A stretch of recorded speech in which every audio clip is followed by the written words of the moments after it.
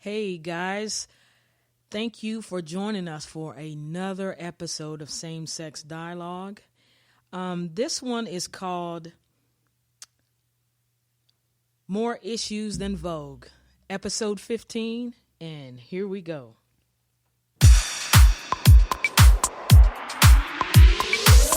Are you ready? Sit down, turn off the TV, and get ready to laugh your ass off. Because it's time for the Same Sex Dialogue Podcast, where you'll hear the most entertaining discussions about gay topics, current events, and news. Now, here are your hosts, K-Town and the super sexy fashionista, Kim Style.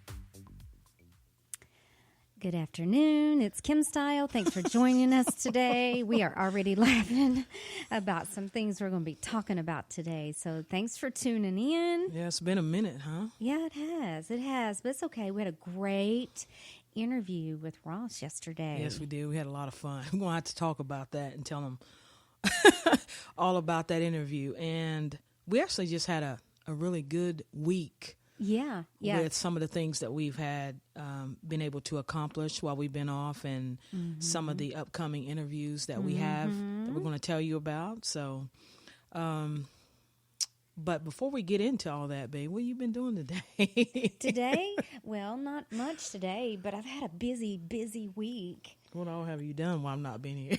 Oh, my goodness. Well, Tuesday I started back belly dancing. What? I haven't belly danced in 5 years.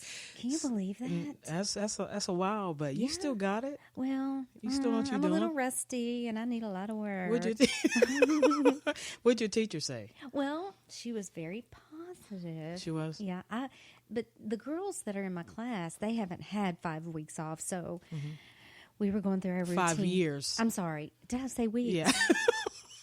5. They haven't had 5 minutes off. Seriously, in June, the last time I belly danced was at the Pride Fest. Oh, was it? It'll be Okay. It'll be 5 years in June, actually.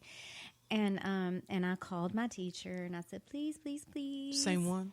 No, it's actually a different one, but I did know her, and ever since I saw her at a dance thing we did at the Mirage, I knew I wanted to dance for her. She's awesome, and she's pretty, and I just wanted to be associated with her. Of course. But she said the exact same thing about me. She said, when I saw you at the Mirage, I wanted you in my tribe. She did? Oh, yeah. what a compliment, kindred babe. Spirits. I know. What's her name? Which her business is Sensation. Oh, Sensation. Her Okay. name is Sandy, but okay. so the girls that are in my class, in my tribe, they haven't had 5 years off, and so I called myself her retard student. I'm here to be a retard student. Babe, you're good. You know, you still, I mean. It's coming back. I've seen you do it. I mean, you still got it. You really do. So honey, don't be it's so hard on practically yourself. Magic City up in our bedroom every night. Yes, you see it. I'm standing on my head doing the splits for you. You're crazy, you know. So I'm glad you started back. I can't wait to see. So after you get done with doing that, I mean, y'all have a grand finale where I can come see you. Or yes, what? we have an 8-week class where we have a great little routine. Okay, and we will perform somewhere after that. So we're working on the routine. I'm hoping that it's at the Mirage here in Knoxville. We'll keep you posted. It probably will be. Yeah. You think so? I mean, yeah, actually, I do. I do think it'll be. Well, at the I want to know when you're going to take me there. I've been asking and asking. When I'm dancing there is when you get to go. Thank you very much. Why can't we go beforehand? You said it was You fun, know why. babe. You have Magic City in your bedroom. Okay, so what else you been up to? Oh yes. Oh, it's class week for me. I went to this little art thing where it's called Drink and Draw or something like that. And so you drink wine or champagne in my case, and you draw a print. You have your own original print, and I drew. It was on a canvas. It was 2 wine glasses with a wine bottle on a table. Oh, I was really proud of myself. Did you actually draw the wine glasses? No, I had stencils. Did you have to bring that up? Here I'm thinking I'm impressing everybody by I can belly dance and draw. No, I can trace. I can belly dance and trace. That's what I can do.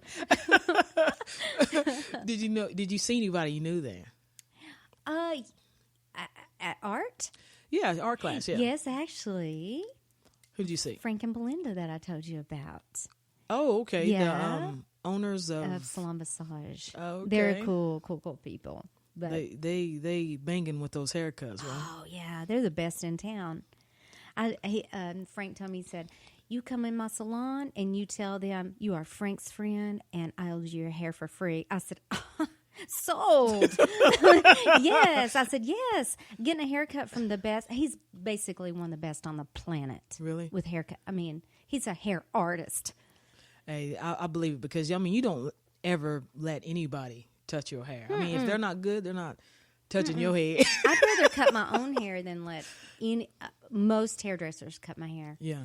I mean, I've come out from a haircut, the worst haircut you've ever seen. I had they call them baby bangs. My bangs were like 1/2 inch long. I seriously stood in the mirror crying, pulling my bangs, hoping they'd grow fast. You got to be kidding me. And this is before I had all those that suitcase full of hair clip-ins I have. Yeah. This was before clip-ins, and so I had to live with these bangs because How you didn't tell me that? it was crying. I wouldn't go out of the house, and actually, that's when I was introduced to wigs. I did start wearing wigs. I'm like, I cannot go out of the house, and I have 4 inches of my forehead showing. Right. I'm sorry, honey. It was sounds bad. You know what? There's something you told me about yourself. It was so funny. Oh Lord, I'm when scared. What are you getting ready to say? When you go do before you actually go get your nails done, one on the planet that does it, you'll actually go in there and sit and watch them do it beforehand. Before I get a new manicurist, before I let anyone new touch my nails. I've been with the same guy now for 5 years. How do you approach that? We say, I need to watch you do somebody else. Absolutely. I need to see the end results. I need to know what you're capable of. Yeah. And I need to know that your instruments are clean. Yeah. Because I'm that particular about my nails and my hair and my toes and everything. That's a good idea, though. But you know what? Because I've read somewhere where I'm sure this happens everywhere. They're not all clean. They're not all cleaning their instruments, and they're not all sanitizing their stuff. That's right. That's right. Absolutely. I mean, they've made like national news. You have to be particular. Yeah. And you I thought everybody did that. You mean everybody doesn't do that? No. Everybody doesn't go to beauty school to learn how to do their own hair? What? No. You're an exception, babe. For real.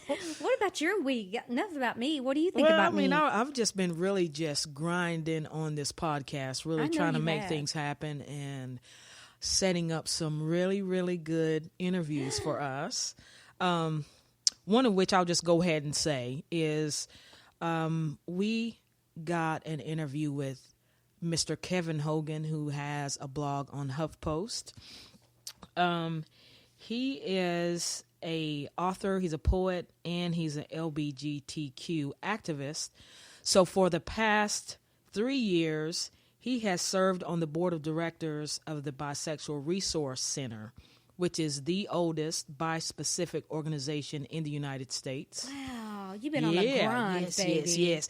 And he is among a select group of leaders that was invited to the White House for a historic first meeting with the Obama administration on matters of bisexual health and awareness. So he's on point for the things that he's doing for our community.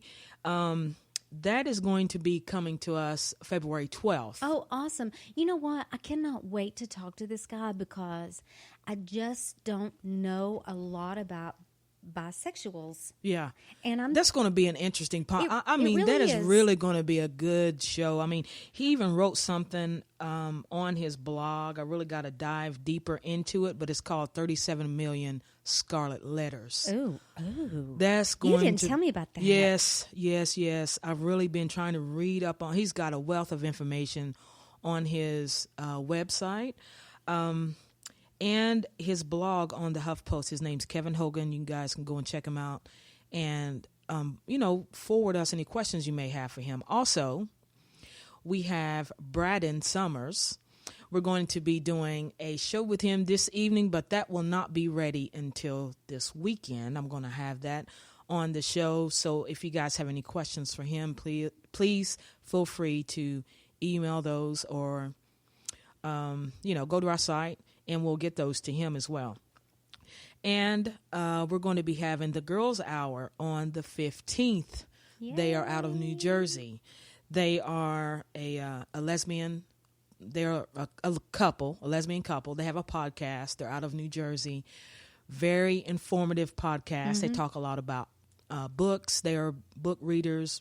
And we were on their show. Yeah, we were on their show. Ago. Absolutely. They asked us if they could interview us. Yay! Yes, it was very, very nice of them to extend that offer. So we're going to extend that to them because I think that they will have a lot of appeal to our listeners as well. So also another guest that we are going to have on the show is Peter Tatchell. He is an Australian-born English gay rights activist. He is unbelievable. He's unbelievable. He has actually done the majority of his work in different countries, about 76 to be exact. And then he has been, instrumental, honey. I'm telling you, he's like a dream for somebody to have on his show because he has been, let me just tell you some of the things that people have said about him, okay? Time Out has said that Peter has done more to keep gay rights on the agenda over the last decade than anyone. Wow. Okay? Elton John has said that he's very necessary, incredibly brave, doing good work in the world where most are too timid. Okay? The Independent of Sunday has quoted as saying one of the most influential gay men of this century. And Lord Hasterley, former minister and ex-deputy leader of the Labour Party, this is over in the UK, has said his impact has been immense. Brave, honest, and absolutely sincere in his determination to build an unprejudiced world. I mean, awesome. The list goes on and on and on about this man. He's just unbelievable, and we're going to be having him on our show on. He is scheduled to be on our show on the 19th. Yeah, 19th. The 19th, and it will be at 2 p.m. our time. So we do want to do that one live and encourage you, if you have any questions for him. You may never get a chance to talk to him again because we're very fortunate to have, some of his time for our show. So like I said, go to our show, Same Sex Dialogue, and forward those, and we will absolutely ask those of him. Will okay? we have all this information on our website, actually, babe? Yes, we will. We will. I will put all that on our website, and just ask him whatever you'd like to, and we hope to bring, keep bringing a good list of the most important LGBT supporters and activists on our show. So I'm working very, very hard. Also, got confirmation, been talking back and forth with Janet Mock's people. And so he has said that we will get a chance to interview her later on this year. So, oh my God, that's awesome. And can I just say that You've done all the work while I'm getting my beauty doesn't- sleep. I'm serious.